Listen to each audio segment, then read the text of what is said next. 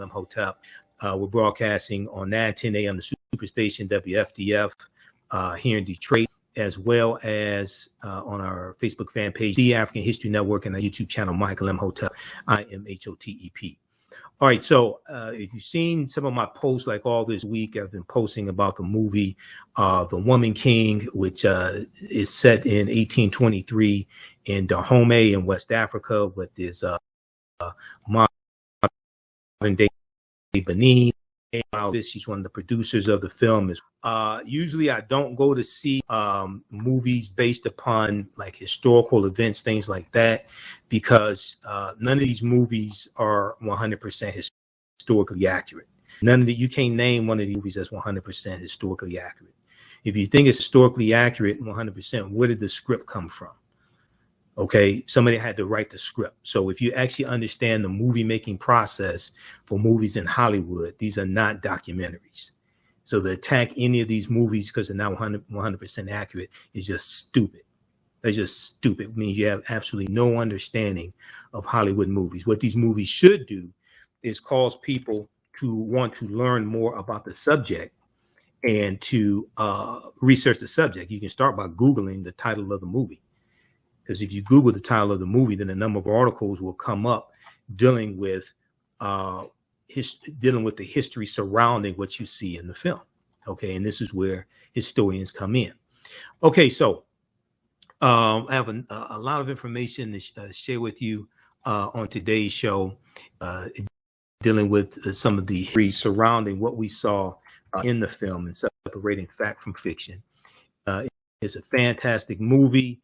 The crowd's cheering at the end as well. And to be quite honest with you, and I'm going to try hard not to give away like the movie, things like that. Okay. But anytime I can see Africans fighting against European enslavers, I'm there for that movie. Okay. Not too many movies are like that. Okay. Not too many movies are like that. And this is the first box office movie where you have the focus on the African female warriors of Dahomey, the Ogoji, also called the Ahozi. I've talked about them before in my lectures dealing with the film Black Panther, okay, because the Dora Milaje that we see in the film Black Panther, those African female guards, those African female warriors that we see in the film Black Panther, the Dora Milaje are based upon the Ogoji, the African female warriors that we see in the film. Okay, so we're going to talk about the film The Woman King and separate some fact from fiction. I'll give you some additional resources on that also. And then I want to talk about there's a good segment from Democracy Now! Dealing with Jamaica, Antigua, and Barbuda may cut ties to British Monarch, and they call for reparations for slavery. So there's a continued call to deal with the legacy of slavery and colonialism that Great Britain has participated in. And this fallout has come after the death of Queen Elizabeth II on September 8th. Okay, and more calls continue for this, and we're seeing more stories being written about this as well. All right, so there was a really good segment on Democracy Now! A really good segment from Democracy Now! That dealt with this, so we want to talk about that also. Okay, I was on Roland Martin Unfiltered on Thursday instead of Friday. They called me on Thursday, asked me if I could come on Thursday. So I was on Thursday instead of Friday. So if you're looking for me on Friday, go back and watch Thursday's show. Okay, and there was a segment that we did dealing with the $105 million that's coming to Detroit to tear out I-375 freeway, okay, and to make it a boulevard. right? And we know that I-375 freeway ran through Black Bottom in 1964, wiping out a lot of African-American homes. And then also I-75 goes through Paradise Valley, which is an adjacent community, which was a business district and entertainment district, okay? So this is all part of the $1.2 trillion infrastructure bill. We talked about this on Roland Martin Unfiltered, and Reese Colbert was sitting in for Roland. So we're going to share that segment with you as well, okay? And then we're going to be joined by Brother Nkosi, who is the founder of the African Math, AfricanMath.com. And we're going to learn more about African math and some of the history behind African math and its practical applications for African Americans today also. Okay, we'll talk about that as well. And we heard about Governor Ron DeSantis and Governor Greg Abbott, Ron DeSantis of Florida and Greg Abbott of Texas. We heard about them sending groups of migrants up to Washington, D.C., up to Martha's Vineyard, up to different cities up north, okay? And this is cruel and inhumane. They're lying to these people, telling them that jobs are waiting for you in a home and all different types of things like this are waiting for you, right? Well, there was a segment from MSNBC this week that dealt with reverse freedom rides. And this took place in 1962. There's been some articles written about this as well. Reverse freedom rides, where you had white supremacists who would bus African Americans and like civil rights activists, things like this. They would bus them up north and tell them that a job is waiting for you and a better way of life, etc. And that wasn't waiting for them. You know, the NAACP had to help out, things like this. This is cruel and inhumane. This is what these white supremacists are doing now. So we're going to talk a little bit about that. Reverse freedom rides. This is what white supremacists did in 1962, and this is what many of them are doing now, because they don't have any policies to run on that are going to make people's lives better. So they are trying to win votes by inflicting cruelty on people, and this ties into the fear of the browning of America as well. So we'll talk about that as well. Okay. Now, on the African History Network show, we focus on educating, empowering, and inspiring people of African descent throughout the diaspora and around the world. Because right knowledge corrects wrong behavior. What you do for yourself, what you do to yourself, and what you allow other people to do to you and get away with is based upon what you think about yourself. What you think about yourself is based upon what you have been taught about yourself. What you've been taught about yourself is based upon everything you've read, heard, and seen about yourself. So when you control the radius of a man or woman's thoughts, you control the circumference of his or her actions, because the mind can't do or teach what it doesn't know. All right, calling numbers 313-778-7600. 313-778-7600 is the call-in number if you have a question or comment. We're broadcasting on our Facebook fan page, The African History Network, The African History Network, and our YouTube channel, Michael Imhotep, IMHOTEP, also. Okay, so I want to go to this first part, and I was trying to figure out really how I wanted to open today's show. But let's look at this here from this is dead.com. The Woman King rules with $19 million opening box office. Now, you had some people talking about absolutely no sense. 99 people talking about boycotting the movie, didn't see the movie. And I have 1 million followers on my Facebook fan page, The African History Network. I went through and looked at a ton of comments, probably comments the past few days. All the people who saw the movie had very good things to say about the movie. All the people who saw the movie had very good things to say about the movie. The only people who were criticizing the movie, people who didn't see the movie. That's why I said those people really need to be quiet and go see the movie. Okay, otherwise just stay quiet you're talking about. But if we look at this article here from Deadline.com, The Woman rules with $19 million, $19 million opening after A+ cinema score. Sunday box office update. Now, this is September 18th, 7:59 a.m. TriStar One's The Woman King higher than expected with a $19 million opening, boosted by lively word of mouth off an A+ cinema score and a massive 95% positive on ComScore, Screen Engine's post-track. Friday, including $1.75 million previews, came in at 6.8 million, while Saturday pulled in 7.15 million. We'll continue this on the other side of the break. List to the African History Network show. I'm Michael Imhotep. We'll be back in a few minutes. There's a good book called Fighting the Slave Trade by Sylvia Off. Trying to get the sister on the show. Okay, I emailed her a few years ago and she was out of town when my show was in. Kanye West made his idiotic remarks about, and was out of the country at the time and couldn't come on the show. Emailed her yesterday, so I'm trying to get her on the show. Okay, so the movie did $19 million this week, despite calls, idiotic calls for a boycott of the film. And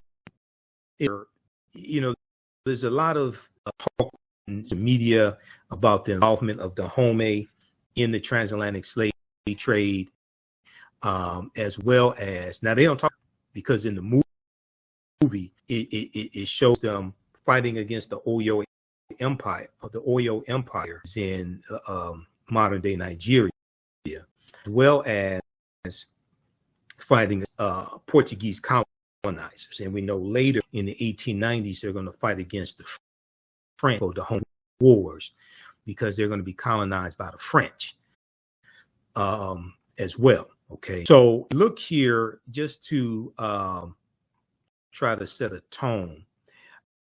If we look at this piece here, this is a synopsis of the movie Fighting the Slave Trade by Sylvian Diop.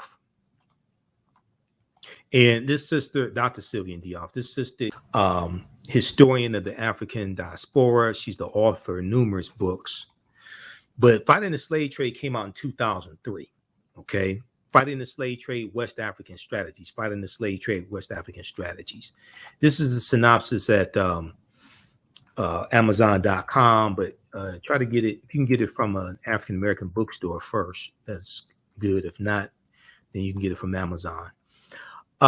It says, while most studies of the slave trade focus on the volume of captives and on their ethnic origins, the question of how the Africans organized their familial and communal lives to resist and assail the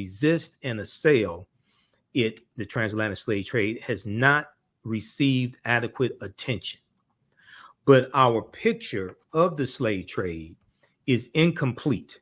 Our picture of the slave trade is incomplete without an examination of the ways in which men and women responded to the threat, and reality of enslavement and deportation. And we see this depicted in the movie.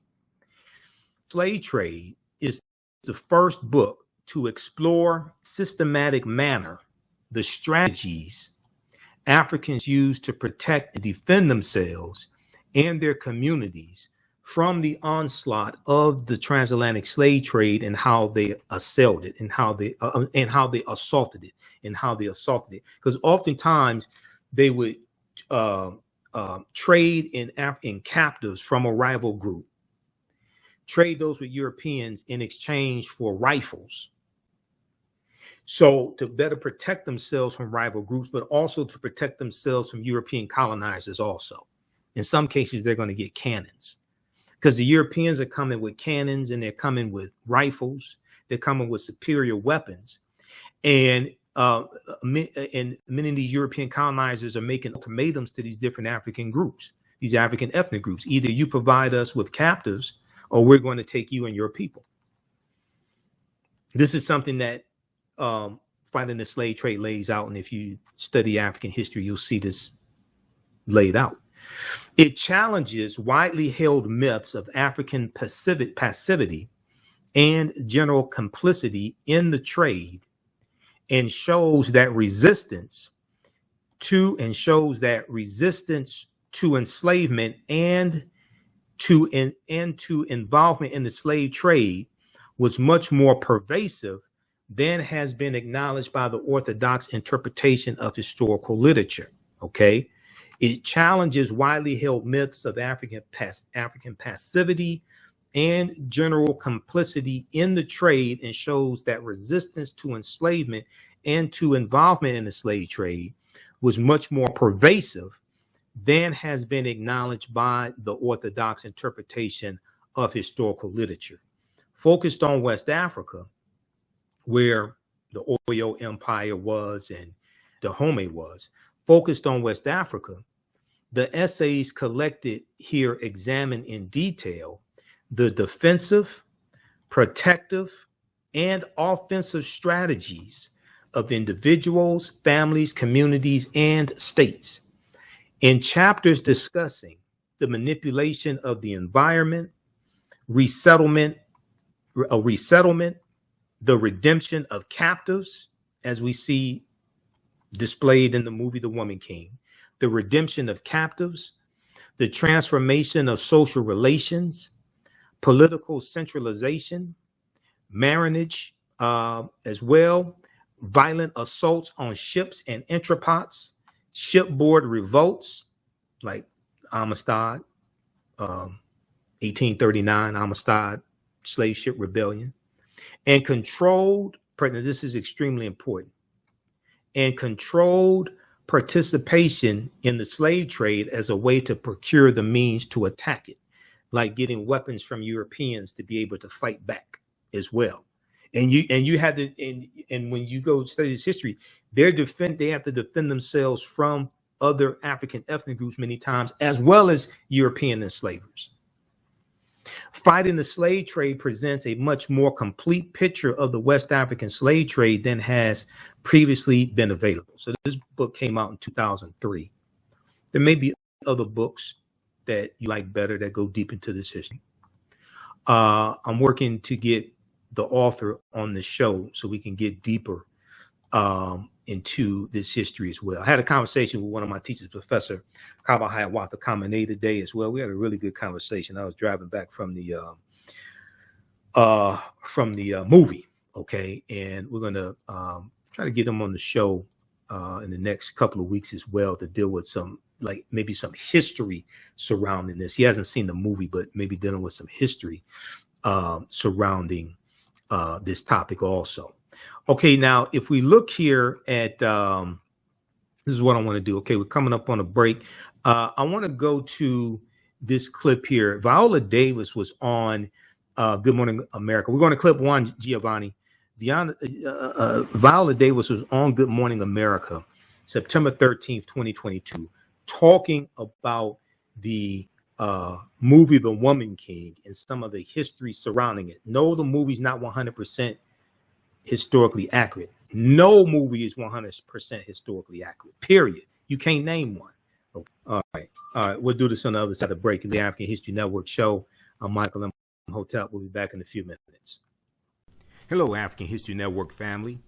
You've put it off for way too long. Now it's time to act for your family, your future, and the next generation. Get life insurance for that peace of mind and security for you and your loved ones. Build your financial foundations starting today. Your independent agent at Fortified Trust Life Brokers, with over a dozen strong A-rated life insurance companies to offer you the life protection you need when it comes to final expense, term life, whole life, mortgage protection, annuities, and more. They're currently licensed in Alabama, Georgia, and South Carolina. Don't let a pre-existing health condition hinder you from getting life insurance. You can get the affordable coverage you need today. Life insurance is only the beginning. Email them at Fortified Trust Life for a free fact sheet explaining the 5 basic building blocks for a strong financial foundation. It's their gift to you to help you fortify your future. Email them at fortifytl828@yahoo.com or call them at 706-339-5096 and leave a message. Fortify your future today.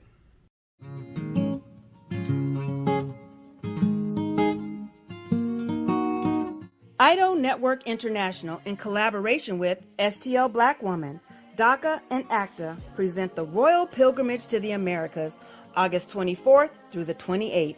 The African kings and queens are coming to you for business, networking, and sharing of Pan-African ideals.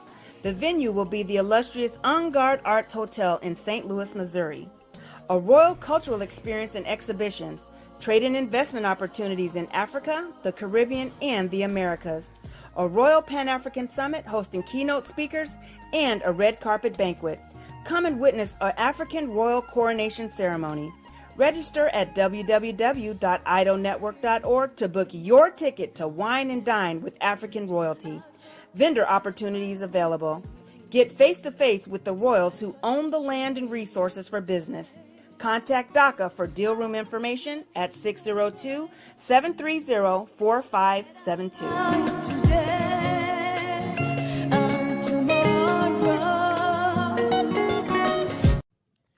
Welcome back to the African History Network show right here on 910 AM, the Superstation, the Future Radio. I'm your host, Brother Michael Imhotep. It is Sunday, September 18th, 2022, and we are live. Calling numbers 313-778-7600, 313-778-7600 is the call-in comment. Okay, we're talking about the movie The Woman King. It did over $19 million this weekend. It should come in number 1. Okay, it should come in number 1 also. I want to go to this clip here. Viola Davis, who stars in the film, is General Naniska, which is his character. She was on Good Morning America on early this week. And I want to go to that clip. Let's go to clip number 1, please, Giovanni. Hey, this is a movement. This is so much more than just a movie. And you even talked about it being so important to you and just that zenith for you. That sort of magnum opus, I call it. Yeah.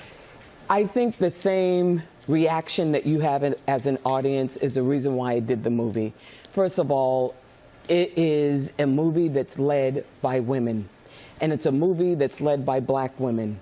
And it's a movie that's led by dark-skinned black women. There is no white savior, you know, and it's women who are warriors, tapping into not only their physical strength, but also when you see the movie, they're humanized. And so, when have you seen that, ever?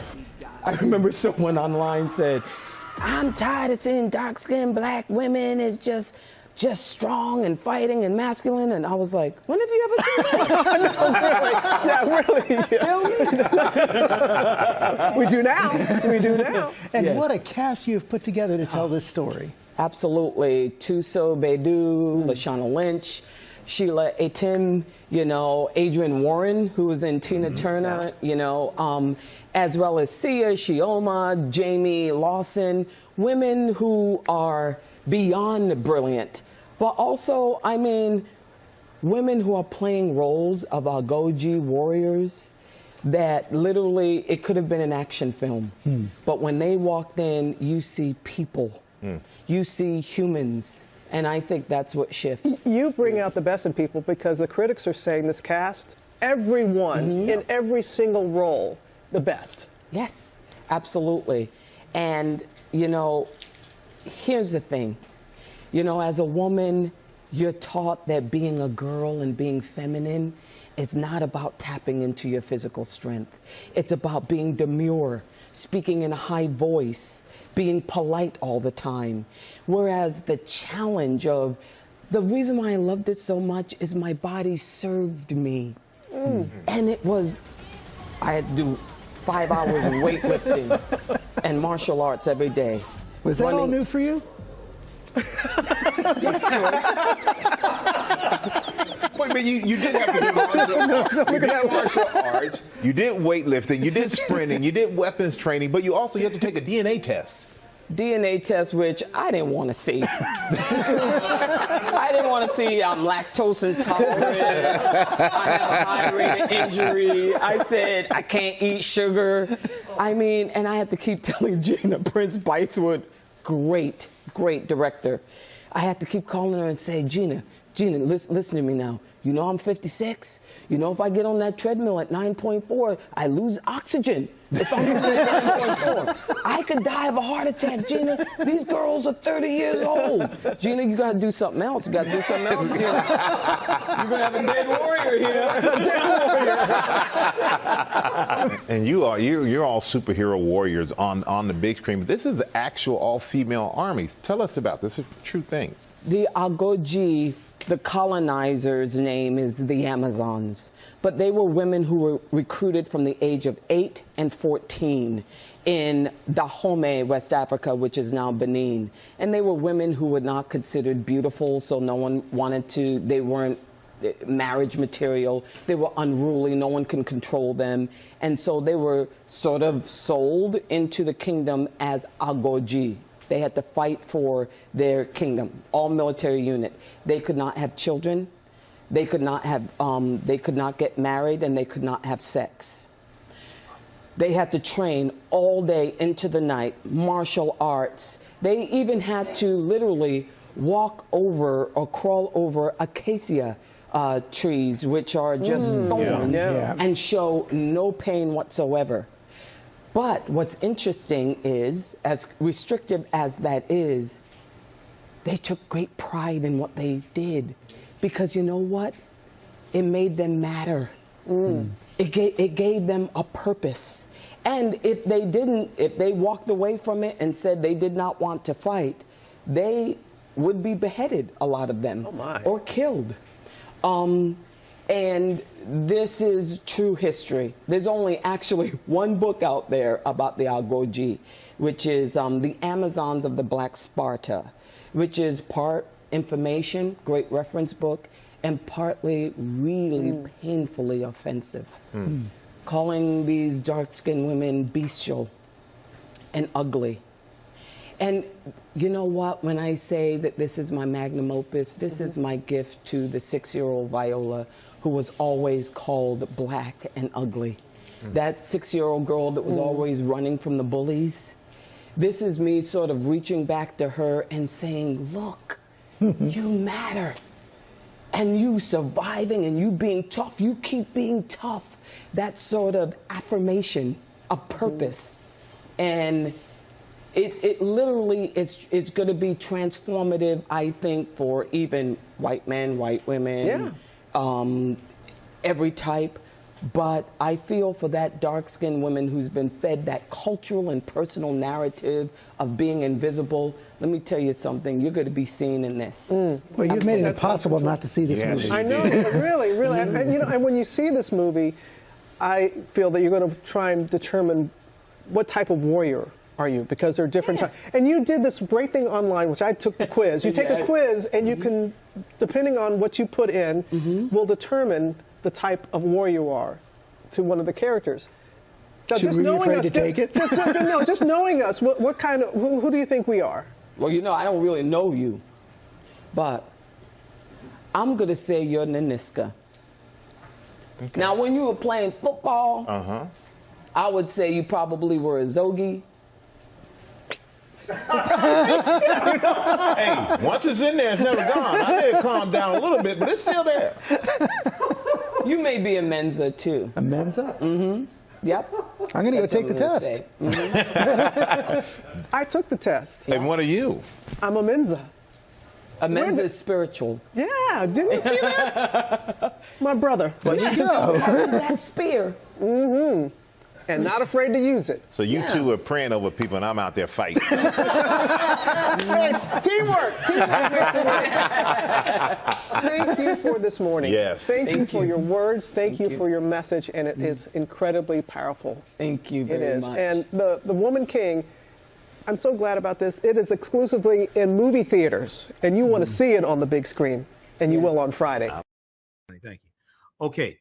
So that was from Good Morning America. I think that was from September 13th, I think it was. I'm having problems with Microsoft Word.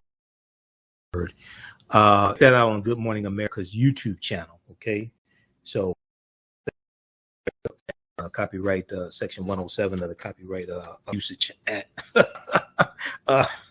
law. Now, one of the themes that's in the movie, and I came movie, and I'm going to go through my notes also, but I want to go through some history of Dahomey here in just a second.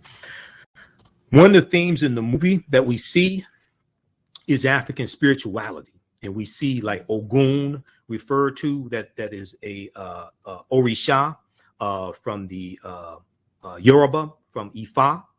We see African spirituality referenced throughout the film, okay, which is extremely important. So when she talked about spirituality, we see this referenced in the film. Okay, now if we look here at a quick synopsis of the movie. Now this is at the website, thewomanking.movie, thewomanking.movie. Those watching on Facebook and YouTube, let me know if I'm coming through all right. I have to get Microsoft Word is giving me problems. I don't know what's wrong. I got to get rid of this laptop. This is the one that went down on me after like a year, and I had to send it in to Dell. Luckily, I had the 4-year. I bought the 4-year extended warranty on this thing. Otherwise, I would have been in trouble. If we look here at the website, thewomanking.movie, this is the official website for it. The Woman King is the remarkable story of the Agoji, the all-female unit of warriors who protected the African kingdom of Dahomey in the 1800s with skills and a fierceness unlike anything the world has ever seen. Inspired by true events, the Woman King follows the emotionally epic journey of General Naniska, played by Oscar winner Viola Davis. Now, General Naniska did not historically exist. There was a Agoji named Naniska. The whole concept of General Naniska and probably her thoughts and things like that, there's probably a composite character, which we'll talk about. Composite characters happen oftentimes in films when you have a fictitious character that's created. As she trains the next generation, the Woman King follows the emotionally epic journey of General Naniska as she trains the next generation of recruits and readies them for battle against an enemy determined to destroy their way of life. Some things are worth fighting for. It's directed by Gina Prince Bythewood, who is African American. I know she's light-skinned, but she is African-American. She directed Love and Basketball. Story by Maria Bello and Dana Stevens. They're two white women. And produced by Kathy Schulman. Viola Davis, Julius Tenen, and Maria Bello. Okay. And the movie stars Viola Davis, Thusu Bedu, LaShawn Lynch, Sheila Atem, Hero Fiennes Tiffin, and John Boyega as King Gezo. We'll continue this on the other side of the break. You listen to the African History Network show. I'm Michael Imhotep. We'll be back in a few minutes. Hello, African History Network family. You've put it off for way too long. Now it's time to act for your family, your future, and the next generation. Get life insurance for that peace of mind and security for you and your loved ones. Build your financial foundations starting today. Your independent agent at Fortified Trust Life Brokers, with over a dozen strong A-rated life insurance companies to offer you the life protection you need when it comes to final expense, term life, whole life, mortgage protection, annuities, and more. They're currently licensed in Alabama, Georgia, and South Carolina. Don't let a pre-existing health condition hinder you from getting life insurance. You can get the affordable coverage you need today. Life insurance is only the beginning. Email them at Fortified Trust Life for a free fact sheet explaining the 5 basic building blocks for a strong financial foundation. It's their gift to you to help you fortify your future. Email them at fortifytl828@yahoo.com or call them at 706-339-5096 and leave a message. Fortify your future today.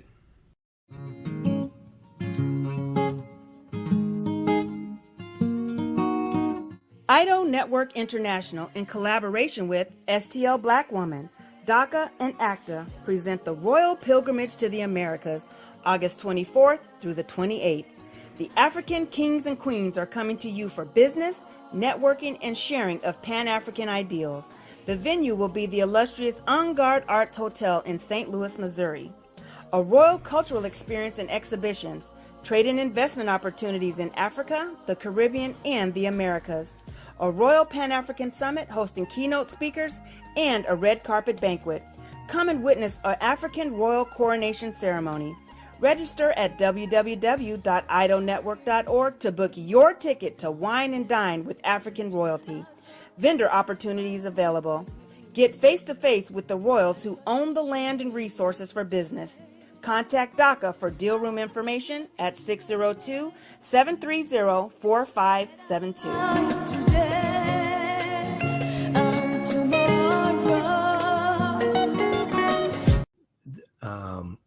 I want to go to this piece here. So we just looked at synopsis of the movie. I want to look at this. There's a really good article from SmithsonianMag.com, official website of the Smithsonian Institute. The warriors behind the Woman King, the warriors behind the Woman King. And this article came out September 15th. This article came out September 15th, 2022. Okay, September 15th, 2022. The name of the book is Fighting the Slave Trade, West Africa, by Sylvie Diouf. Sylbiane, one N, Diouf. Fighting the Slave Trade. I'm working to get her on the show. Okay, so this is a really, really good article that helps to separate fact from fiction, dealing with what we see in the movie. And once again, none of these movies are 100% accurate. I noticed you got people talking about boycotting these movies, things like this. They don't say that about the white movies that deal with history. Only movies that deal with African history, African American history. Those are the only ones that say. The movie Rosewood, okay, starring Ving Rhames, and the role that Ving Rhames played, the role of Man, okay, the former, I think it was a Civil War veteran. That's a fictitious character. Man did not historically exist. Man was probably a composite character, which is a compilation of different actions that different real people did, but Man did not exist. Okay. When you look at the movie Panther, the movie Panther, directed by Mario Van Peebles and Melvin Van Peebles, came out in 1995, about the Black Panther Party for self-defense. Okay, the main character, the character that Kadeem Hardison from A Different World played, Dwayne Wayne, that character doesn't exist. He's a fictitious character. And Melvin Van Peebles was interviewed, Mario Van Peebles, the son, was interviewed by Charlie Rose on PBS and explained why they did it that way. So composite character, because he said if you you see what takes place through the eyes of this fictitious character, they take you throughout historical events, but you see what happens through the eyes of this fictitious character. And they'll study the different thought processes, different people from those different periods of time, and they'll take the ideas, the thoughts, things like this of different real life people and put it into a composite fictitious character. These are Hollywood movies. These are not documentaries. I'm in 7 documentaries. I know the difference between a documentary and a Hollywood movie. Hollywood movies are not documentaries. None of them are 100% accurate. You can't name one unless it is a movie. And because the question is, where does the script come from? How do they get the words to put into the mouths of the characters? Where does the script come from? The script is made up. And what they do is they go study the period. They read different books. They study the period. They bring in historical consultants on that period of time. And they formulate different characters based upon ideas at the time that represent that type of character. One of the historical consultants on the movie, The Woman King, his name is Leonard Ratchekon, Wantchekon. I don't know how to pronounce his name. He's a professor of politics and international affairs at Princeton University. He was also a historical advisor on the film. He's finishing up a book containing biographies of more than 50 of the Agoji, the real Agoji, 50 real Agoji warriors. And his book is based upon interviews with their descendants and communities.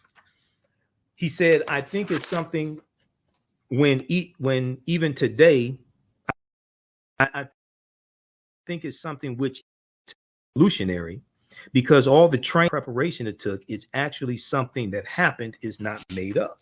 That's true. The training, all that is not made up. Now, different events, different things that people say. See, this is why people in TM, before you come here with stupidity, you need to go do research. I ain't one of these other people you watch on social media. I'm somebody who's a historian and actually knows what he's talking about. One of my teachers is Professor James Small, who's the historical consultant on the TV show Godfather of Harlem, which starts out in 1963 and it focuses on Malcolm X, Bumpy Johnson, and Adam Clayton Powell in Harlem. When you look at the credits, you see Professor James Small. He's one of my teachers. We've had him here on the show numerous times. So you need to know what you're talking about, TM. You don't want me to show your comment here and make you look stupid.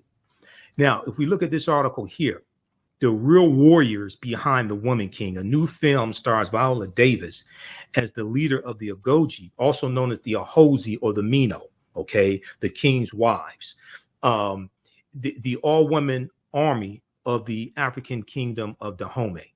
This is written by Milan Solly, associate editor, history for Smithsonian Mags, Smithsonian Institute. So it starts out at its height in the 1840s.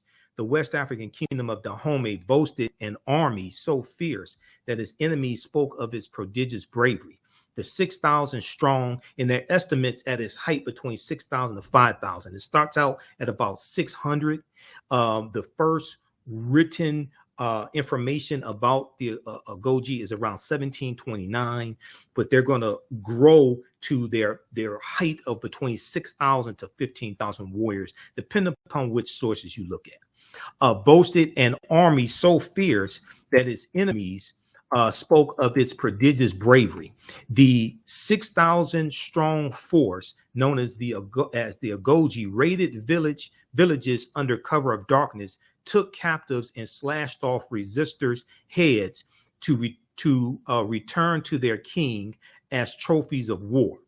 Through these actions, the Agoji established Dahomey's preeminence over neighboring kingdoms and became known by European visitors as Amazons due to their similarities to the warrior women of Greek mythology. Okay, now The Woman King, a new movie starring Viola Davis. Let's see how large we can blow this up. Okay, The Woman King, starring a new movie starring Viola Davis as a fictionalized leader of the Agoji. And oftentimes when you see different movies, Hollywood movies, because these are not documentaries, they'll have fictitious characters that are composite characters. And Naniska is a real Agoji warrior but it is not. She wasn't a general, okay, and it appears that Viola Davis's character was not based upon the real, generally speaking, the real Naniska, because Naniska was not a general. Fictionalized leader of the Goji tells the story of this all-woman fighting force, directed by Gina Prince Bythewood, who is African American. The film takes place as conflict engulfs the region, and the specter of European colonization looms ominously. It represents the first time that the American film industry has dramatized the compelling story. We'll continue this on the other side of the break and separate fact from fiction. You listen to the African History Network show. I'm Michael Imhotep. We'll be back in a few minutes. Reparations' 4th annual Black Cooperative Solidarity Conference 2022 is taking place Saturday, October 8th, 2022.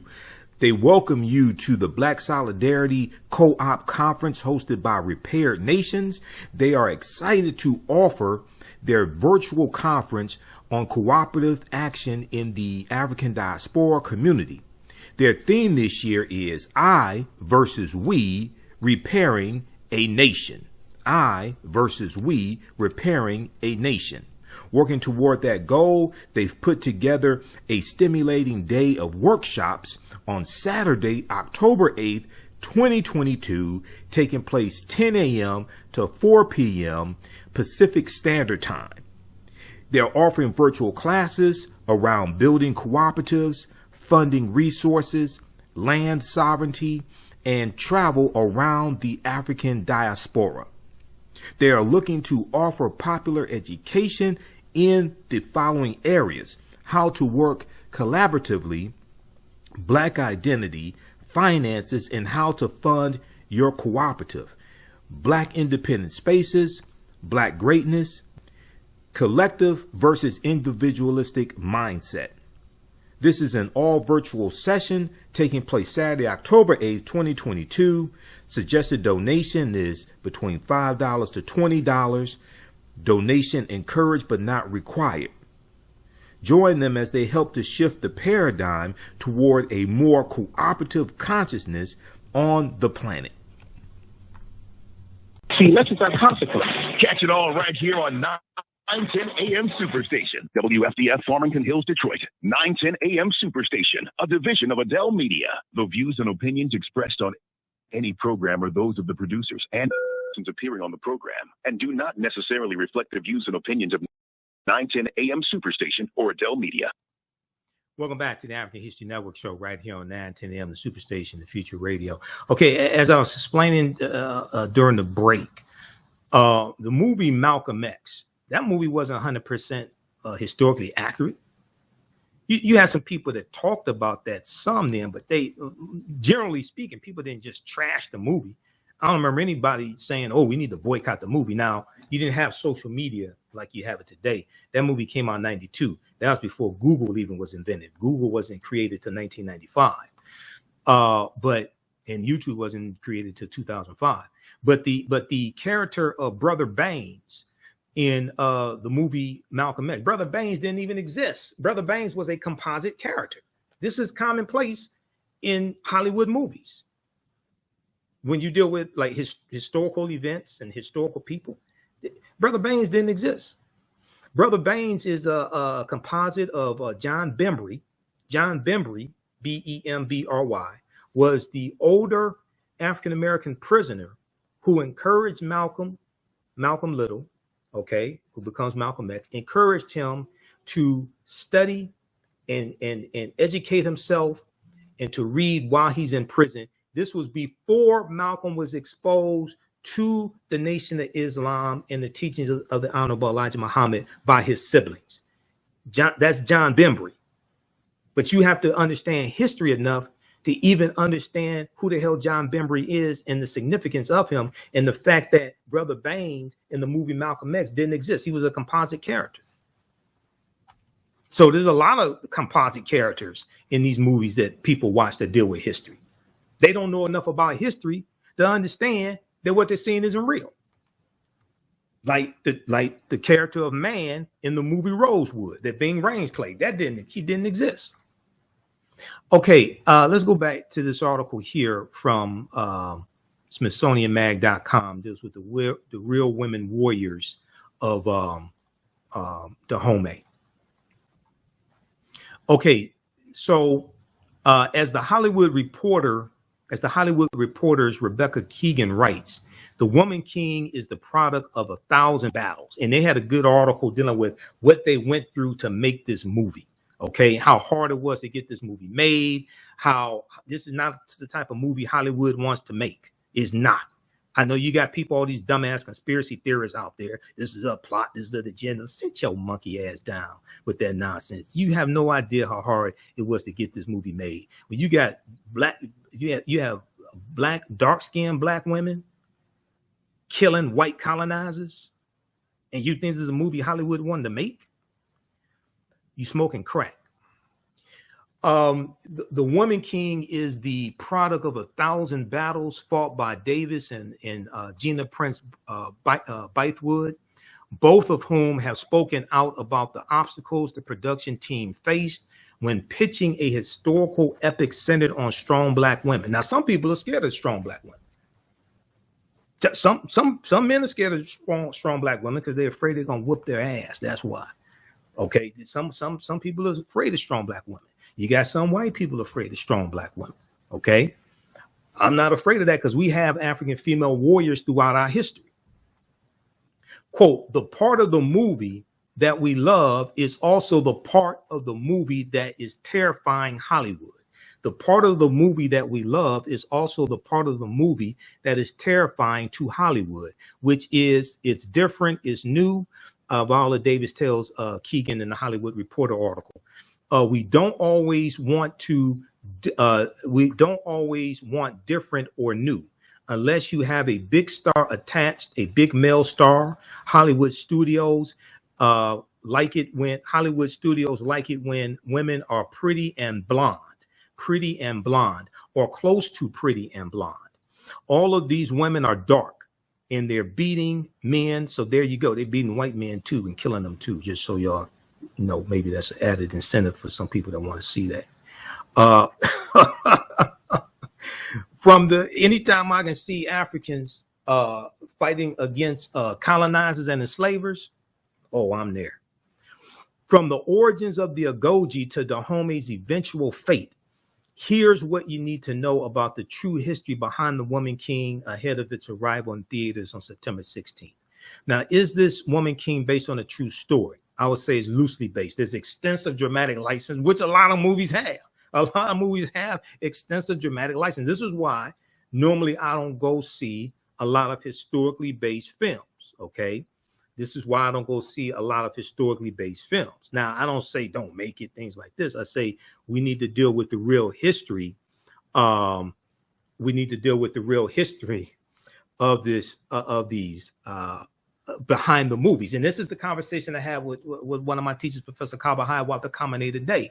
I said, we have to teach, this is the role of historians. We have to teach the real history behind this, expose this to people. Say, this is what you saw in the film, okay? This is what's true in the film. This is what's false in the film. You don't have to attack the film. You don't have to degrade it, things like this. Say, okay, this was the movie. This was Hollywood. Now, here's the real history. Here's what we learned from this, okay? Now, somebody who's very special to me just sent me a text message. She asked a question. Why are some black men being cold or indifferent to this movie? Because some black men are cold and indifferent to black women. Unfortunately, now what I say may go outside the circumference of some people's awareness. And if you may disagree with it or not, don't like it, but I can prove it. Unfortunately, oftentimes we deal with white male patriarchy dressed up in a red, black, and green dashiki. Oftentimes we deal with white male patriarchy because we've all been internalized by white supremacy to various degrees. And we take those white supremacy ideologies, we take it into the church, we take it into our civil rights organizations, we take it into some of us take it into the different communities, the conscious community, what have you, to varying degrees. It's not everybody. It's not everybody. Some people can change. They talk to sisters and see another perspective and change their ways. Some people don't. But a lot of that's what you're dealing with, okay? And we have to understand that and see ourselves as equals, as opposed to seeing African women as people to be subjugated to, okay? People to be oppressed. Because unfortunately, because this is what Europeans do to their women, and this is what Europeans did to us during slavery and did to African women during slavery. Okay, so we have to understand that. A lot of times we take that programming. Okay, a lot of times we take that programming into our different organizations, into our different movements, and to be quite honest with you, this was a problem with the modern day civil rights movement. Dr. King was a sexist. Dr. King was a sexist. Now Dr. King was a revolutionary. And if you don't think Dr. King was a revolutionary, you never read any of Dr. King's books. You need to read Where Do We Go From Here, Chaos or Community, okay?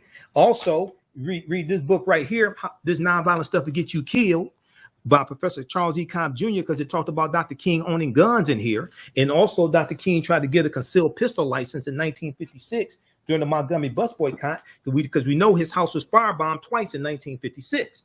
But he was a sexist who did not think that African-American women belonged in leadership positions, permanent leadership positions in the movement. This is why Ella Baker is going to leave Southern Christian Leadership Conference, okay, which she co-founded in 1957 along with Dr. King. This is why Ella Baker leaves, okay? This book right here, Where Do We Go From Here, Chaos or Community. And the modern day civil rights movement was largely led by African-American male Protestant ministers, and misogyny is all throughout Christianity. And then they brought that misogyny into the modern day civil rights movement. This is not an attack on them. This is something that John Lewis has talked about. John Lewis was there. This is something, and John Lewis said a lot of people don't want to deal with this. We see this with William Monroe Trotter, okay? And William Monroe Trotter did not think the Afro-American League, founded about 1898, William Monroe Trotter and Dr. W.B. Du Bois and Ida B. Wells, and William Monroe Trotter was a great man, but he was a sexist. He was a misogynist. He did not think African women belonged in those organizations, okay? Ida B. Wells wasn't having that, okay? This has been a problem in our organizations, in our communities. Okay, you read this book right here. Martin Malcolm in America, A Dream or a Nightmare, by James H. Cone. You think Dr. King was a punk? You haven't read anything on Dr. King. Dr. King was a revolutionary. And what this book deals with, James H. Cone is the father of Black liberation theology. What this book goes through and breaks down is toward the end of both of their lives, their ideologies were converging. Malcolm is sounding like Dr. King. Dr. King sounded like Malcolm. Malcolm Lee, when he officially separates from the Nation of Islam, March 8th, 1964, Malcolm joins the civil rights movement. And if you actually read the Battle of the Bullet, which he first delivers March 29th, 1964 in Washington Heights, New York, 3 days after he meets Dr. King for the first and only time, March 26, 1964, at the U.S. Senate debate for the Civil Rights Act, if you actually read it, don't listen to excerpts, read the entire speech. Malcolm is talking about injecting Black nationalism into the civil rights movement. This is what he's talking about. And he's talking about registering African Americans in Harlem, New York to vote as independents. And then April 3rd, 1964, he delivers the speech at Corey Methodist Church in Cleveland, Ohio. And then April 4th, 1964, he delivers the speech at King Solomon Baptist Church here in Detroit. We got to go through and read speeches from Dr. King and Malcolm. Don't just sit up there listening. Don't just sit up there listening to the audio or speeches. You got to read it and analyze and study these speeches. Okay, now back to the subject at hand. Also, be sure to register for the online classes I teach on Saturdays and Sundays, because we get deep into this information. Ancient Kemet, the Moors, and the Ma'afa, understanding the transatlantic slave trade, what they didn't teach you in school. It's an 8-week online course. Okay, we'll come back to can I say your name on the air? We'll come back to you. She sent me another question. Okay, we'll come back to you in just a second here. Just give me a minute. I want to go back to this article. Okay, now, in short, yes. Okay, so the question was, is The Woman King based on a true story? In short, yes, but with extensive dramatic license. I agree with that. Okay. Though the broad strokes of the film are historically accurate, the majority of its characters are fictional, including Viola Davis, Naniska, and Thusu Bedu's Nawi. Now, Nawi, it was a real warrior. I've read a ton of information on this. Nawi was a real warrior, but there's no evidence that the character of Nawi was based upon the real Nawi who was an Ngozi warrior. Okay. And Nawi, she lives into the mid to late 20, I think it's about 1979. The real Nawi lives to about 1979 or so. Okay. Naniska and Nawi share names with documented members of the Ogoji, but are not exact mirrors of these women.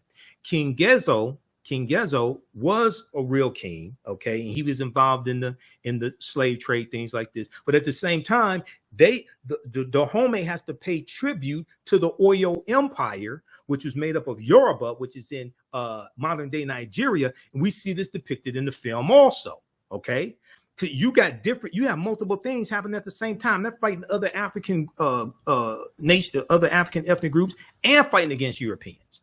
King Gezo, played by John Boyega, is the exception, according to Lynn Ellsworth Larson, an architectural historian who studies gender dynamics in Dahomey. Gezo reigned 1818 to 1859, and his son Gleli reigned 1858 to 1889, presided over what's seen as the golden age of Dahomeyan history, ushering in an era of economic prosperity and political strength. Okay, so here's a picture here. John Boyega did a good job. At the end of the movie, now King Gezo probably didn't say this, but one of the things that movies do, they don't just deal with history, but they also relate to today and inspire you to today. And one of the things that he said toward the end of the movie, he probably didn't say this in real life, is that African people have to unite and stop fighting against one another. I totally agree with that. He probably didn't say it in real life, but that doesn't mean they shouldn't say it in the movie, because that inspires you and causes you to think today. We'll continue this on the other side of the break. Listen to the African History Network show. I'm Michael Imhotep. We'll be back in a few minutes. Repaired Nations' 4th Annual Black Cooperative Solidarity Conference 2022 is taking place Saturday, October 8th, 2022. They welcome you to the Black Solidarity Co-op Conference hosted by Repaired Nations. They are excited to offer their virtual conference on cooperative action in the African diaspora community. Their theme this year is I versus We, Repairing a Nation. I versus We, Repairing a Nation. Working toward that goal, they've put together a stimulating day of workshops on Saturday, October 8th, 2022, taking place 10 a.m. to 4 p.m. Pacific Standard Time. They're offering virtual classes around building cooperatives, funding resources, land sovereignty, and travel around the African diaspora. They are looking to offer popular education in the following areas: how to work collaboratively, Black identity, finances, and how to fund your cooperative, Black independent spaces, Black greatness, collective versus individualistic mindset. This is an all virtual session taking place Saturday, October 8th, 2022. Suggested donation is between $5 to $20. Donation encouraged but not required.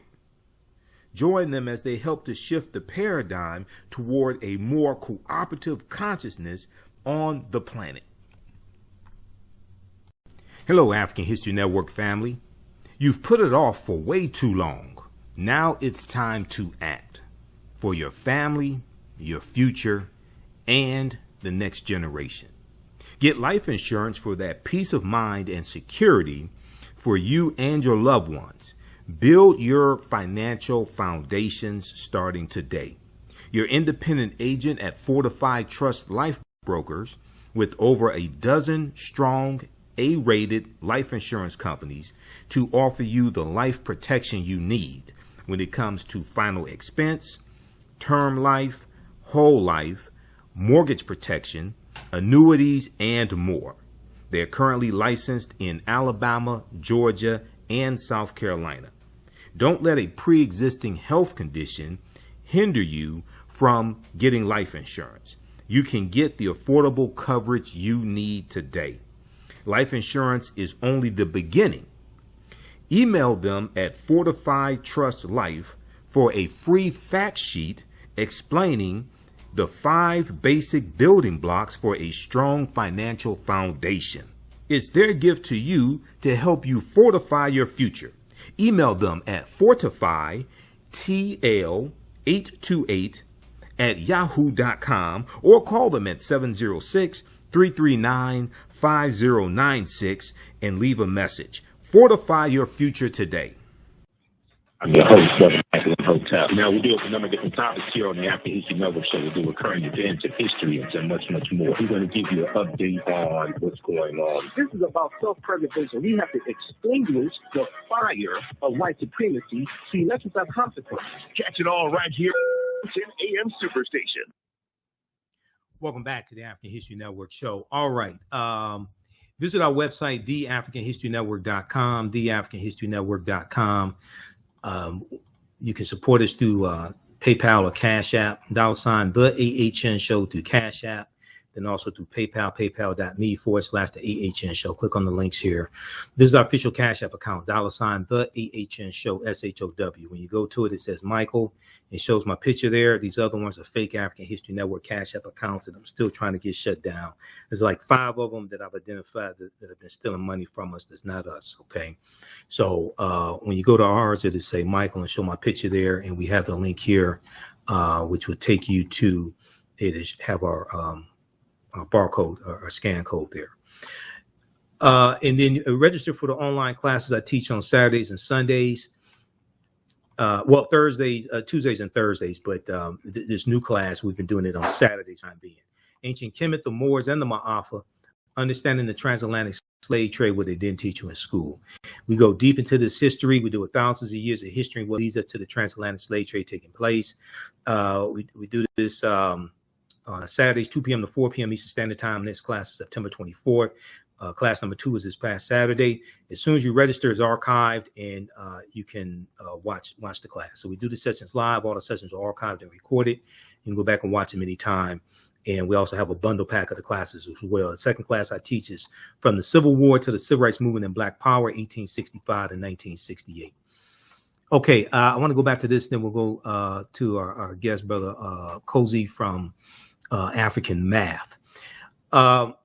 If we go back to this really good article here from SmithsonianMag.com dealing with the real women warriors of Dahomey. Now, the movie The Woman King opens in 1823 as a war with a successful raid by the Ogoji, who freed captives bound for enslavement from the clutches of the Oyo Empire, a powerful Yoruba state in what is now southwestern Nigeria, because they had to pay tribute to the Oyo Empire, okay? And they would pay tribute oftentimes in captives. Dahomey has long paid tribute to Oyo, but is beginning to assert itself under the leadership of King Gezo and General Naniska. A parallel plot line finds Naniska, who disapproves of the slave trade after experiencing its horrors, personally urging Gezo to end Dahomey's close relationship with Portuguese slave traders and shift to production of palm oils as the kingdom's main export. The real Gezo did, in fact, successfully free Dahomey from its tributary status in 1823 with the Oyo Empire, but the kingdom's involvement in the slave trade does not align as neatly with the historical record.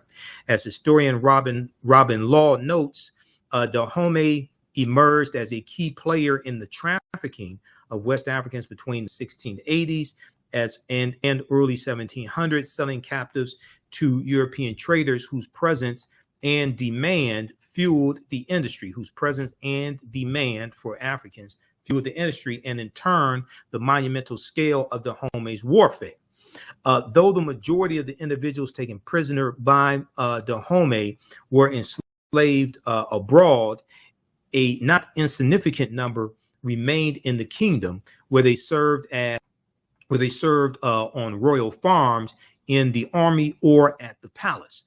In truth, King Gezo only agreed to end Dahomey's participation in the slave trade in 1852 after years of pressure by the British government, which had abolished slavery for not wholly altruistic reasons in its own colonies in 1833, 1834. And what happened was, now it's important for people to understand, they didn't, yes, you have British abolitionists, but Britain abolishes the international transatlantic slave trade in 1807, just like the U.S. did as well. Okay, and I teach about this in my online class. If you look here at this article here from, there are numerous articles that deal with this. This is one from Politico.com, and we just talked about this past weekend class. Congress votes to ban slave importation March 2nd, 1807. Okay. This goes with Article 1, Section 9, Clause 1 of the U.S. Constitution. The U.S. Congress abolished the international transatlantic slave trade, which means bringing Africans into the country to enslave them. Now, it was still legal to have slavery within the United States, because this is after the American Revolutionary War, so these are states, not colonies. It's still legal to have it. A lot of the northern states have abolished slavery by now. Some still have to do it, like New York, but Massachusetts and Connecticut and things like this, some have already abolished it. The U.S. is still going to bring Africans in. You're going to have slave traders who still do this. This becomes illegal. You're going to have U.S. naval ships out on the seas looking for slave ships so that they could take that cargo, take those Africans, arrest the crew. The British are also doing the same thing. This is actually referenced in the movie, because Great Britain abolishes their participation in the international transatlantic slave trade in 1807. You're going to see different European nations enter into international treaties to abolish the international transatlantic slave trade. Now, many of them are going to violate it and still bring Africans into their respective countries and colonies. The U.S. is no exception. This is how you get the Clotilda in 1860, and then the Amistad. The U.S. Supreme Court case of the Amistad, the United States versus Amistad, 1841.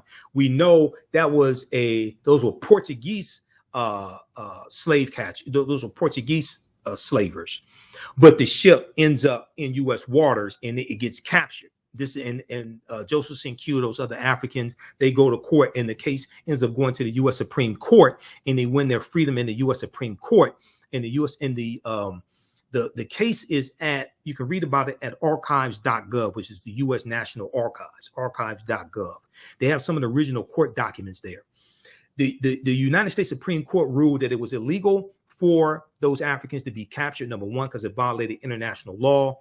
Number two, they ruled that it was illegal for those Africans to be brought into the country because the international transatlantic slave trade had been abolished in 1807, and that went into effect January 1st, 1808, and they won their freedom in the U.S. Supreme Court. They ended up being sent back to Africa. Now, it was abolitionists. The court didn't award them money to go back to Africa.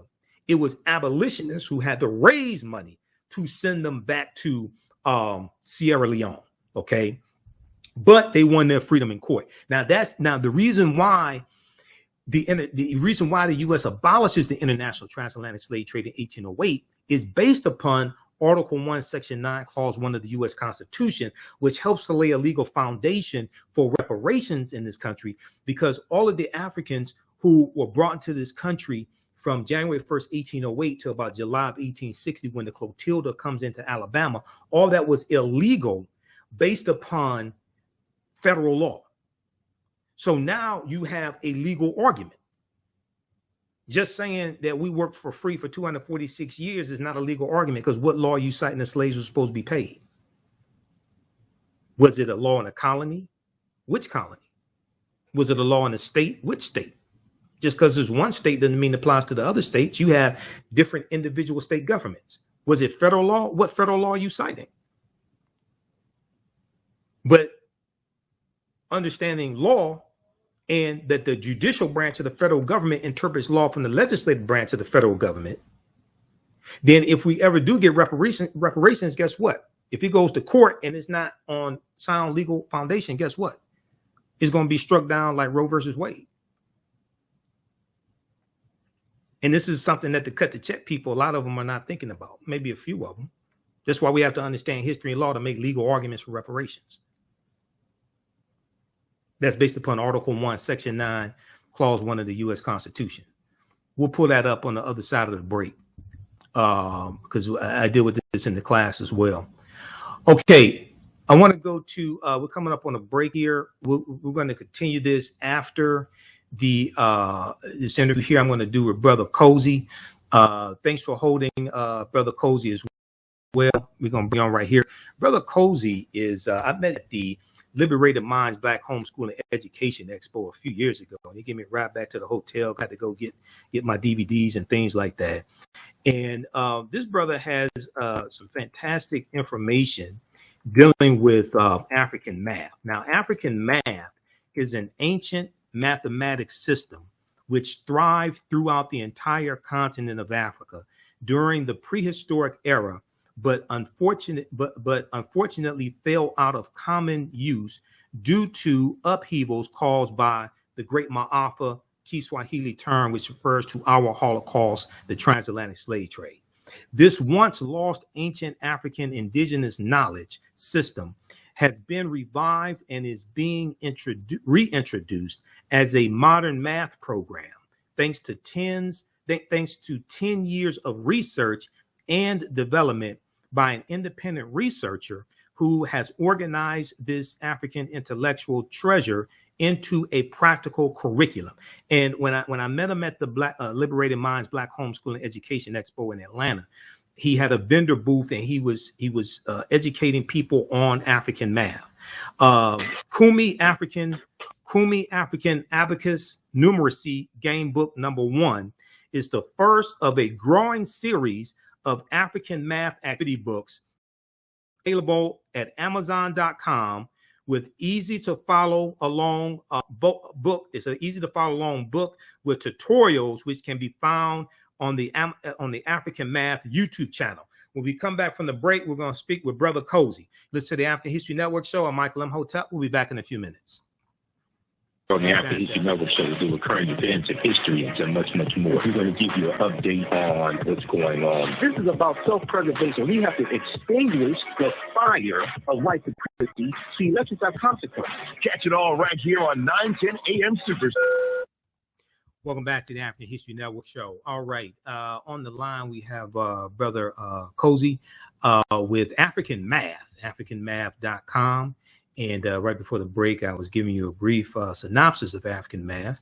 This is a brother who I met at the Liberated Minds Black Homeschooling Education Expo some years ago, because the first time I went was like 10 years ago.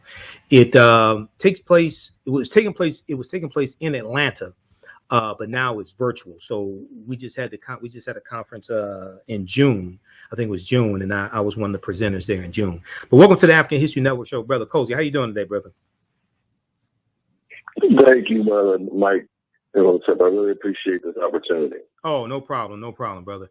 Okay, so give us some more information. I gave a brief synopsis of African math, and once again, people can purchase the books at Amazon.com. Kumi African Abacus Numeracy Game Book, and we'll get that information up on the screen also. But give us some more information on African math. African math, to, of course, prehistoric times. It is a combination of very advanced math systems that can be traced back to Southern Africa, East Africa, West Africa, Northern Africa. Even the Olmec Empire here in America seemed to have certain roots in African math, because when I did the research and started following the breadcrumbs, I noticed that Africans have a very diverse number of spoken languages. Mm-hmm. And then as I did the research, I realized that the same way we have a very diverse number of spoken languages, we also have a very diverse method of mathematical languages. Okay. So when I started following the breadcrumbs, even when I went to South Africa, it's just amazing how even the counting systems in Africa tie into those mathematical languages. Okay. So is there now, do people have to learn an African language to do African math? If so, which African language would maybe be the primary one? Oh man, that's a very good question. So no, you don't have to learn an African language.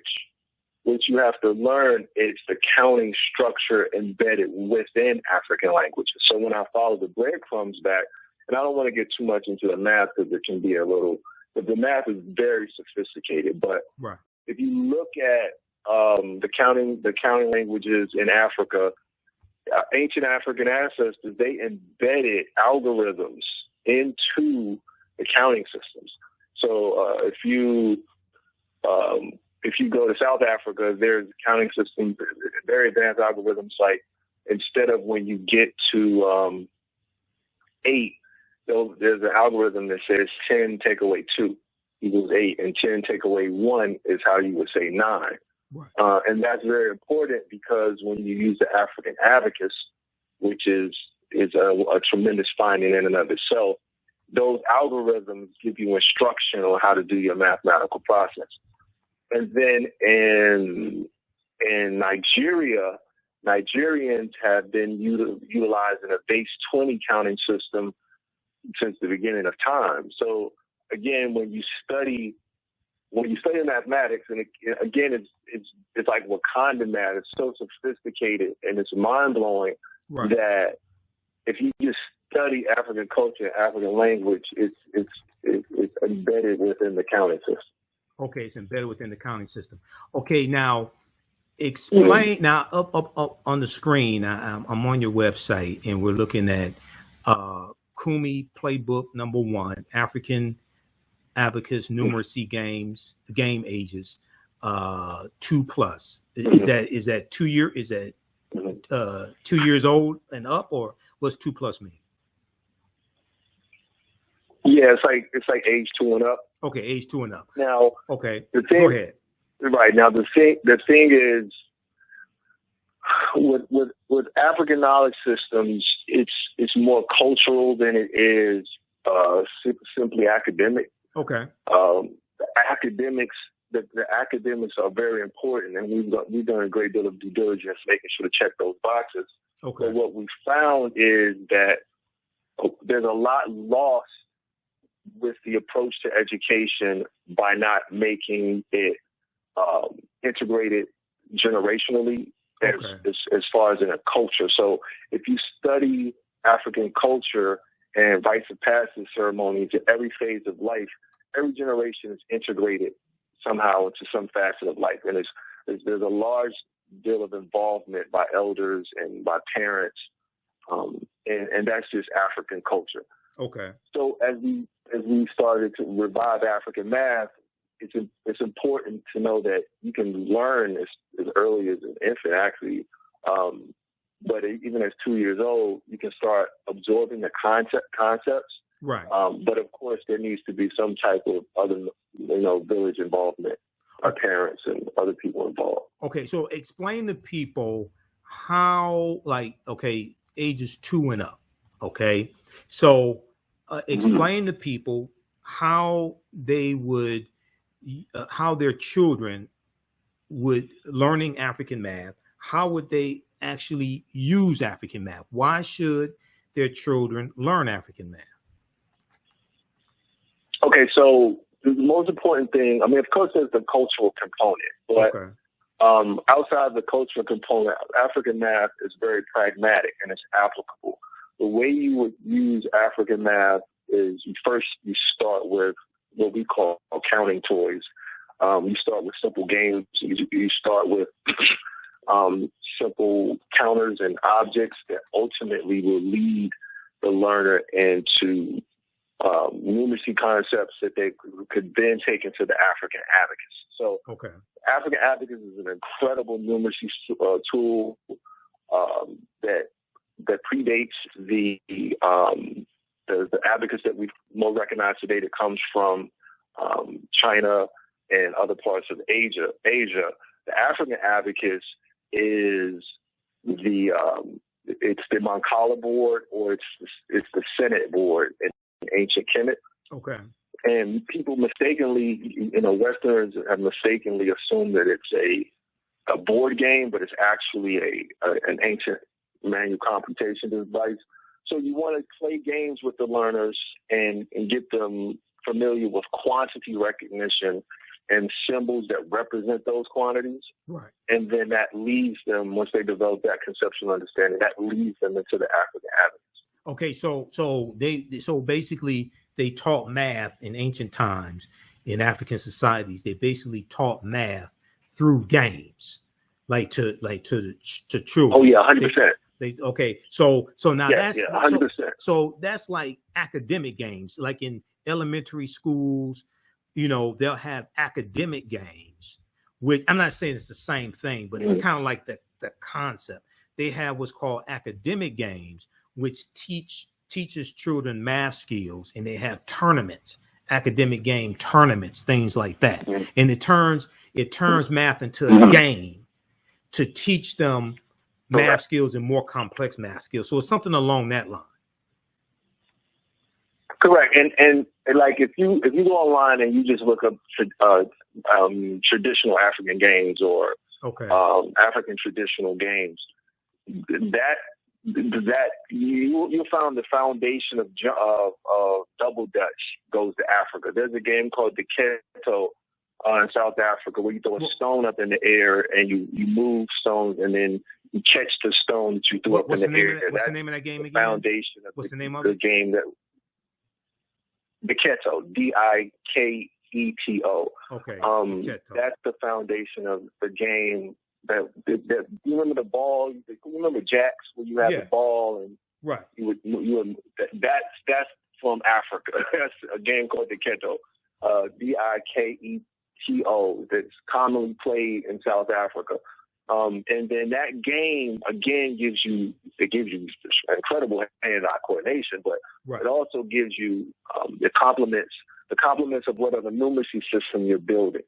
So it depends on what quantity you play, but that's the root of that game. So our ancestors had a curriculum approach that was very organic and cultural, rooted in play, so that approach transition learning seamlessly into more advanced mathematical concepts. So if you go look at our video on our YouTube channel on African Abacus, you can get a little insight onto how things that were perceived solely as games are actually very advanced and sophisticated numeracy devices that you learn culturally. So the classroom concept of learning, which grew out of the West, grew from an environment of a classroom environment because Africans had already built the learning institutions that they came to be a part of. Right. So and using the math system that's dated back to ancient Africa. So So it's a different concept. It's a different culture. Like I grew up with hip hop, and again, that was a culture that was rooted in play and having fun, at least originally back in the 70s and 80s. And then prior to that, if you look at just the cultural contributions that came through rock and roll, it was or came through jazz, or they came through Lindy Hop and tap dancing, and just a myriad of different cultural contributions that came out of our community. It was organic, and it was deeply rooted in fun and play. Okay, so that's what African math is. Quickly, give people the website address because we're running out of time here. Give people the website address, how they can learn more, and how they can order the books.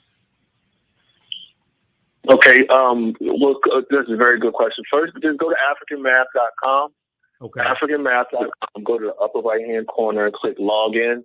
Okay. And then it'll give you an option at the bottom middle to join. To join now. Okay. And if you just join our mailing list or subscription, that would be a good way for us to keep in contact with you, keep you abreast of what's going on. Okay. And we're also teaching a class right now, Liberated Minds. So just go to our website and we'll send you that information All right. out. AfricanMath.com. When you join. Yeah, and then also click on books because you can order the books there at the top of the page. All right, Brother Cozy, we're going to have you back. Thanks for coming on tonight, man. Take care, brother, okay? All right. Peace. Thank you, Mike. All right, peace. All right, everybody, we'll be back in a few minutes. Listen to the African History Network show. We're going to continue our discussion dealing with the movie The Woman King, and we're going to answer some of your questions. We'll be back in a few minutes. Stand by. Repair Nation's 4th Annual Black Cooperative Solidarity Conference 2022 is taking place Saturday, October 8th, 2022. They welcome you to the Black Solidarity Co-op Conference hosted by Repair Nations. They are excited to offer their virtual conference on cooperative action in the African diaspora community. Their theme this year is I versus We, Repairing a Nation. I versus We, Repairing a Nation. Working toward that goal, they've put together a stimulating day of workshops on Saturday, October 8th, 2022, taking place 10 a.m. to 4 p.m. Pacific Standard Time. They're offering virtual classes around building cooperatives, funding resources, land sovereignty, and travel around the African diaspora. They are looking to offer popular education in the following areas: how to work collaboratively, Black identity, finances, and how to fund your cooperative, Black independent spaces, Black greatness, collective versus individualistic mindset. This is an all virtual session taking place Saturday, October 8th, 2022. Suggested donation is between $5 to $20. Donation encouraged but not required. Join them as they help to shift the paradigm toward a more cooperative consciousness on the planet. Welcome back to the History Network show. All right. Right before the break, before the interview I just did, we were talking about the movie The Woman King.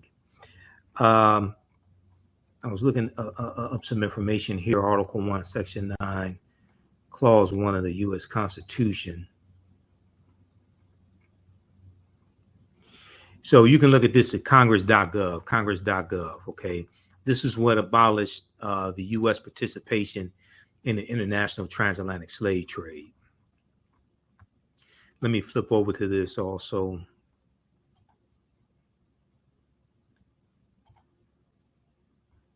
Okay, this is at congress.gov, Article 1, Section 9, Clause 1, restrictions on the slave trade, restrictions on the slave trade. A lot of people don't know that the U.S. Constitution lays the foundation for a legal argument for reparations. Reason why we don't understand this is because most of us don't understand history or law. This is problematic. The migration or importation of such persons as any of the states now existing shall think proper to admit shall not be prohibited by Congress prior to the year 1808. That's 1808, 1808. But a tax or duty may be imposed on such importation not exceeding $10 for each person. Okay, so for all the Africans that came into this country up until that time, 1808, a tax was paid on them also, not exceeding $10 for each person as well. So we should investigate, well, how much money did the government make off of these taxes that were paid on these Africans coming to this country? And then also look at interest, right? Because this is right here in the U.S. Constitution. Article 6 of the U.S. Constitution tells you that the U.S. Constitution, all the previous treaties and all of the subsequent treaties are the supreme law of the land. This sanction for the importation of slaves by the states for 20 years after the adoption of the Constitution, when considered with the section requiring escaped slaves to be returned to their masters, as Article 4, Section 2 of the U.S. Constitution. That's the Article 4, Section 2 laid the foundation for the Fugitive Slave Acts of 1793 and 1850. Return to their masters was held by Chief Justice Taney in Scott versus Sanford, 1857. Dred Scott versus Sandford, not S-A-N-F-O-R-D, not Fred Sanford, Sandford, to show conclusively that such persons and their descendants were not embraced with the term citizen and as used in the Constitution. Today, this ruling is interesting only as historical curiosity. Okay, so check this out here. Okay, that deals with the U.S. Constitution. Okay, now let's go to this. Now, I got another question here, a text message, another question. Somebody asked me, she said, do you think America, the same person who asked me the previous questions that texted me, do you think America was better with that ideology of white male patriarchy? Ideology of patriarchy, thinking another day for another discussion. Okay, do you think America was better with that ideology of patriarchy? Okay, well, if you ask a lot of men, especially prior to 1920, when women got the right to vote, especially white women, if you ask a lot of men, they'll say yes. If you ask a lot of women, they'll probably say no. And women today, especially African-American women, are still fighting for equal rights, equal pay, things like this. So generally speaking, if you understand history, no, it wasn't better under white male patriarchy or patriarchy adopted by different ethnic groups. No. But especially if you ask women, the majority of them, now you get some white Christian nationalists, idiots, Stepford wife idiots, they may say it was better because they want to be barefoot and pregnant or something like that, you know. But generally speaking, no, it wasn't. But for white men, it was.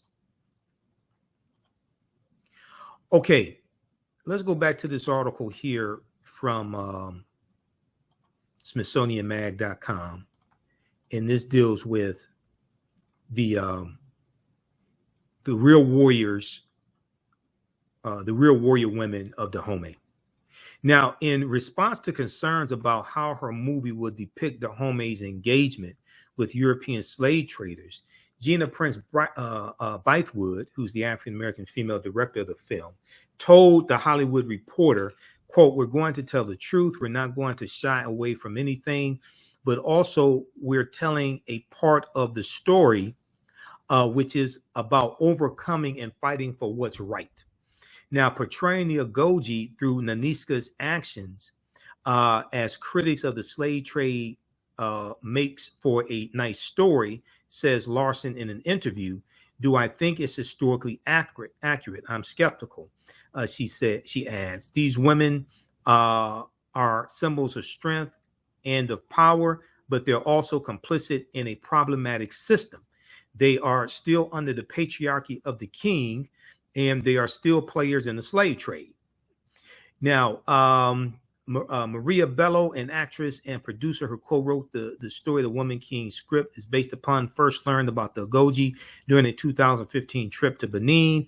Recognizing the subject's cinematic appeal, she persuaded producer Kathy Schulman to find a studio willing to finance the project. Gina Prince Bythewood and Viola Davis joined the team soon after. Quote, "It was a constant push and fight to convince people that we deserve a big budget." It had a $50 million budget. It was a constant push and fight to convince people that we deserve a big budget, that we deserved to tell a story like this. Gina Prince Bythewood tells the Los Angeles Times. Now, this was the real, the African female warriors of Dahomey were the real life inspiration of the Dora Milaje in the film Black Panther. I've talked about that before here numerous times on this show, and I deal with this in my online classes. But we do a whole section dealing with the film Black Panther as it relates to African history and culture in my courses, and I've done lectures dealing with the film Black Panther also. It's a powerful movie on multiple levels. Wakanda is a real word as well. Wakanda, we see it in the Omaha Ponca and Sioux Indian languages, and Osage. It means possesses secret powers. and it's a Kikongo word. It's in reference to family in Kikongo. Now, that the film was greenlit at all stems from the blockbuster success of 2018's Black Panther, which did $1.3 billion internationally, totally internationally, which testified to the demand for entertainment created by and featuring Black creatives. The movie's Dora Milaje regiment was inspired by the Ogoji, also known as the Ahosi. Okay, for so long, Hollywood has only ever framed Africa in stereotypical ways.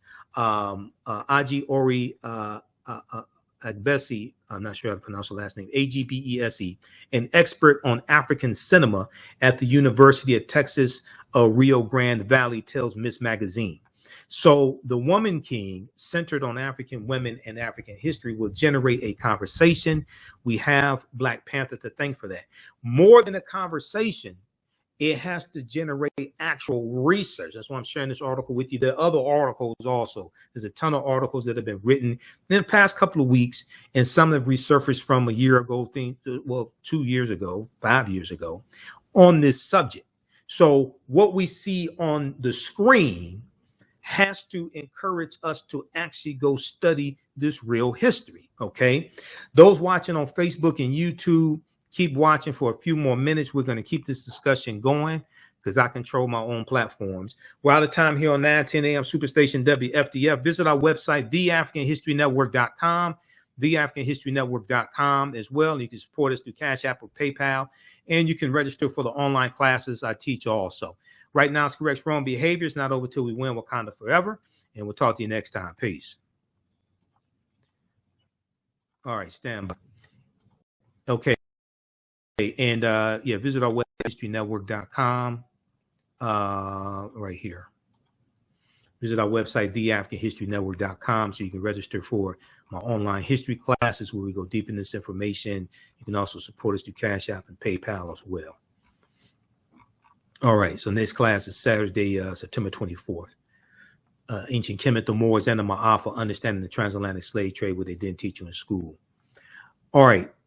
Let's go back to this piece here from SmithsonianMag.com. So who were the Ogoji? The first recorded mention of the Ogoji dates back to 1729, dates back to 1729. But the unit was possibly formed earlier, even earlier, toward the beginning of Dahomey's existence, when King Huwekbaja reigned circa 1645 to 1685, created a corps of women elephant hunters. Now, the real history, because I looked at different sources for this, the real origins of them is not really known. There's some theories. One theory is that they developed as a group of, developed from a group of elephant hunters. There's no real definitive explanation on how they evolved. One theory is that they evolved as palace guards. Another theory is that they evolved as elephant hunters. Now, alternatively, Hongbi, who briefly ruled as regent following the death of her brother in the early 18th century, may have introduced the women warriors as part of her palace guard.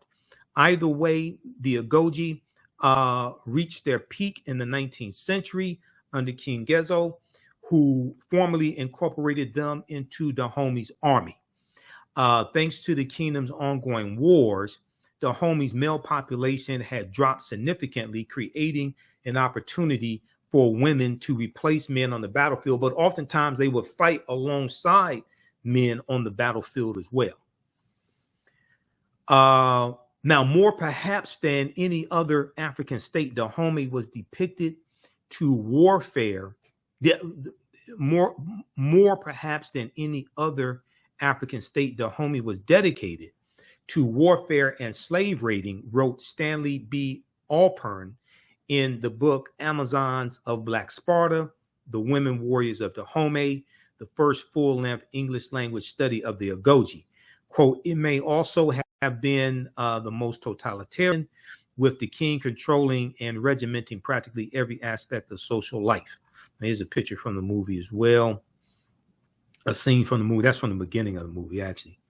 The Dahomey standing army was an anomaly in and of itself, as most of the African kingdoms disbanded their forces when not actively at war. The fact that the Agoji and their male counterparts wore uniforms also set them apart, establishing the Dahomeyan military as an organized, highly visible fighting force. All right, I'm going to skip ahead. There's some different couple of sections I want to look at here. A couple of articles, other articles we're going to look at as well.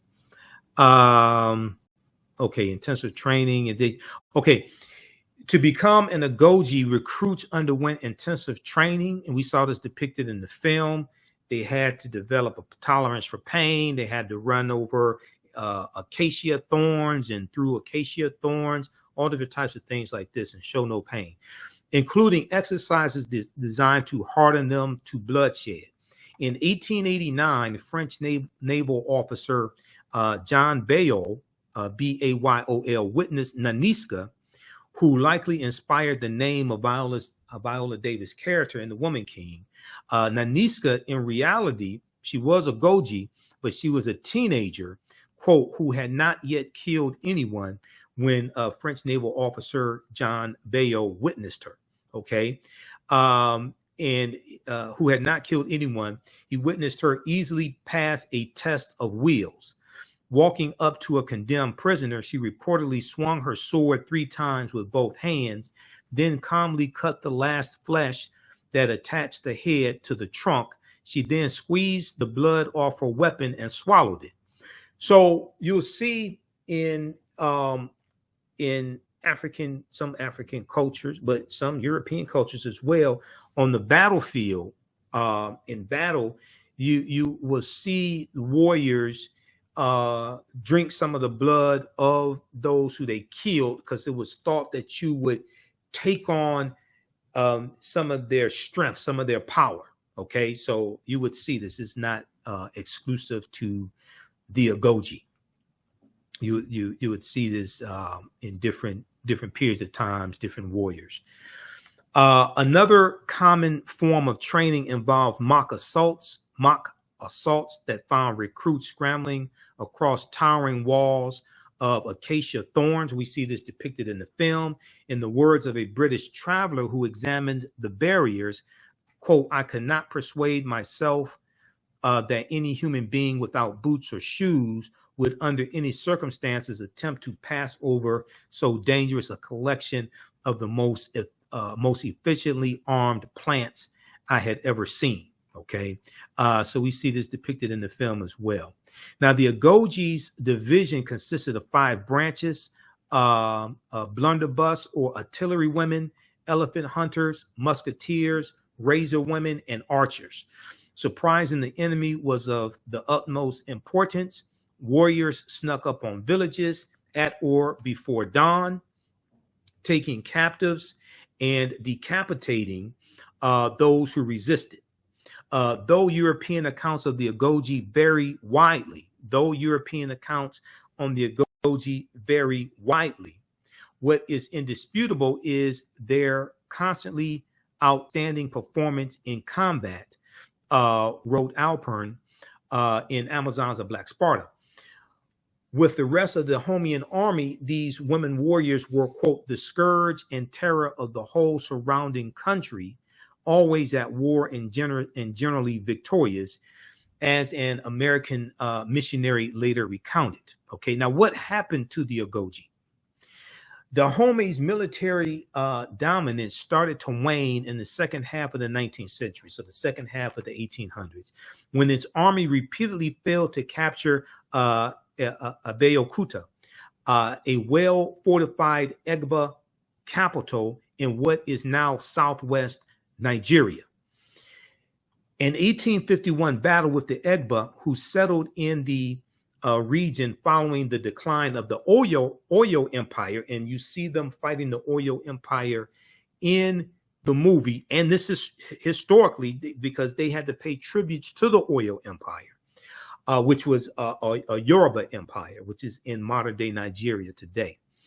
Following the decline of the Oyo Empire resulted in the deaths of up to 2,000 Ogoji.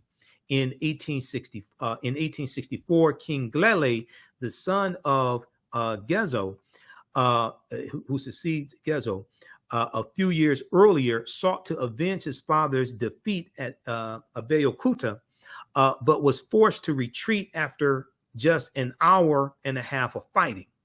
Dahomeyan forces continued to target Egba villages until the early 1890s, when war with the French threatened the kingdom's very existence. So these are the Franco-Dahomeyan wars in the 1890s.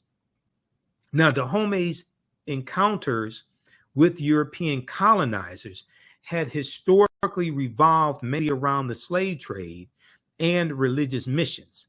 As the scramble for Africa ramped up, however, and we were going to see this escalate after the Berlin Conference of 1884 and 1885, where those 14 European nations carve up Africa into colonies. As the scramble for Africa ramped up, however, tensions between Dahomey and France escalated. In 1863, the French declared the neighboring kingdom of Porto Novo a colonial protectorate, angering King Glele of Dahomey, who considered Porto Novo a vassal of Dahomey. Glele also clashed with the French over the port of Cotonou. I'm not sure how to pronounce that. Cotonou. Here is a drawing of Bahazin in 1885. Now this is a sketch of sketch drawing, British illustration of French and Dahomeyan forces fighting in 1893. Okay, this is during the Franco-Dahomeyan Wars. Now, as Larson articulates, the existence and dominance of Dahomey's women warriors upset the French's understanding of gender roles, and what women were supposed to do in a civilized society.